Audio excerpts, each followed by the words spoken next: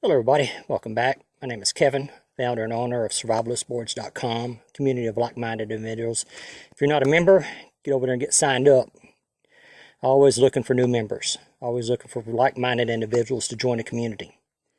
Today's topic is, what does ending free trade mean to China, or rather also to us? If Trump holds true to his promise to end free trade and establish fair trade, renegotiate the trade treaties,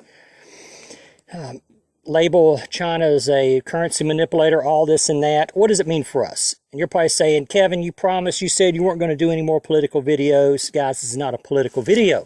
This is a prepping video. Let's go back to the 1970s. Richard Nixon established relations with China. Shortly after that, in the mid-1970s, toy companies started moving to China.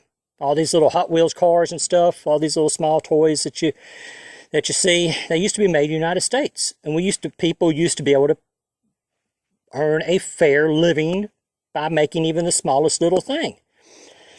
Well, we started sending more jobs and more jobs and more jobs, and then GATT and NAFTA, and it was the global elite's plan to redistribute the wealth. Is that China, to appease China, they needed jobs. You say, communism does not foster innovation. I mean, it just doesn't. Communism does not foster innovation. Capitalism fosters innovation. So to keep the citizens of China happy, to keep them from revolting, they needed jobs. How do you keep somebody from revolting? How do you keep them happy, or how do you keep them complacent? You work them. You put them to work. You work them 10, 12 hours a day. Give them a day off every once in a while. Let them buy a home. Let them buy a car. Let them work. Have a family. That keeps them quiet. That keeps them complacent where they don't complain. Well, that's what China's been doing. They've been taking our innovation. Companies have been innovating in the United States in a capitalist society where innovation starts, sending it to China. Then China builds these big factories and they build all kind of stuff: smartphones, televisions, air conditioners, heavy equipment, just all kinds of stuff. And then sending it all through the world based on our innovation. So if Trump ends that free trade and says, China, you have to negotiate a fair trade treaty, China can't innovate. So they cannot have fair trade. If some company wants to move over to China or to Mexico, and Mexico I'm not worried about.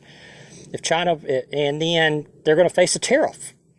It'll be financially impossible for them to move a factory over to China, manufacture it there, and bring it back. So what happens? People in China start getting laid off. Factories start closing. People get angry. Where's our jobs? Then the government of China starts to worry. They say, well, we need our people to be focused on China. We need them to be focused on something besides revolt, besides a change in government, because the communists want to stay in power. So what do? They start a war. They start a war with somebody. Not a trade war, a physical war. Might be with Japan. Might be with the United States. I want you to think about something. That China, over the past few years, has built several ghost cities. These are massive, massive cities that could house millions of people, and nobody lives there. Why? Why? People say, well, China was using the construction to shore up their economy. That, and I think it was something else. I think China's planning on nuclear war. Limited nuclear war. You take out a couple of cities in the United States. You take out Los Angeles. Drop 4 or 5 nukes on Los Angeles. Drop 3 or 4 nukes on New York. Drop 3 or 4 nukes on Detroit or Houston or Atlanta or Denver. Tens of millions of people are displaced. Where are they going to go? Where are they going to go? They have nowhere to go. The fallout contaminates a large area downwind from the strike zone. Where do they go? Just take New York and try to relocate, 30 million people, 40? Houston, Dallas?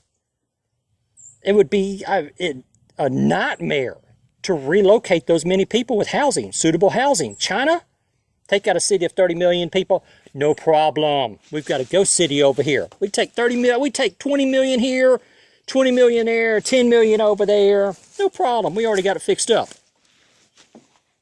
So who comes out the winner? Who comes out the winner? United States, a couple of our cities are destroyed, tens of millions of people displaced. We do not have the money to rebuild.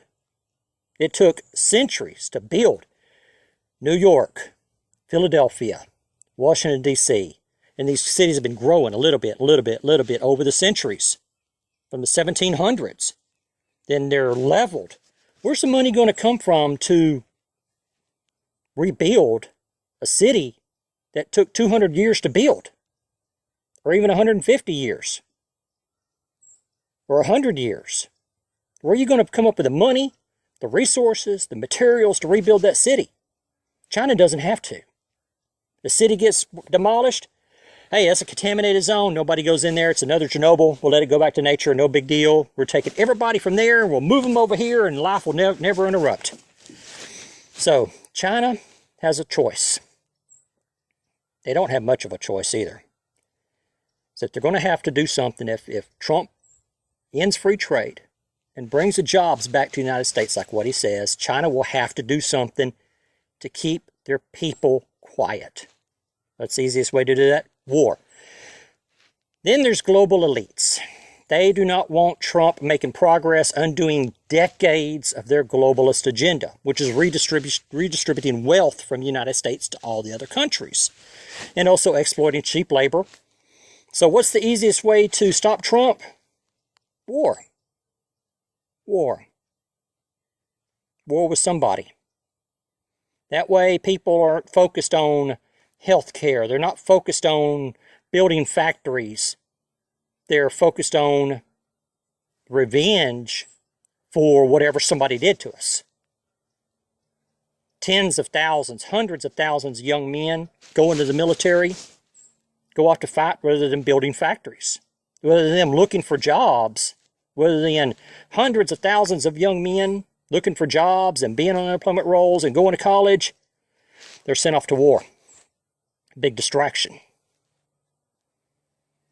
So I hope I'm wrong. I hope I'm wrong, guys. I really do. I really do. Give me some feedback. What do you think? Anyway, God bless. Talk to y'all later.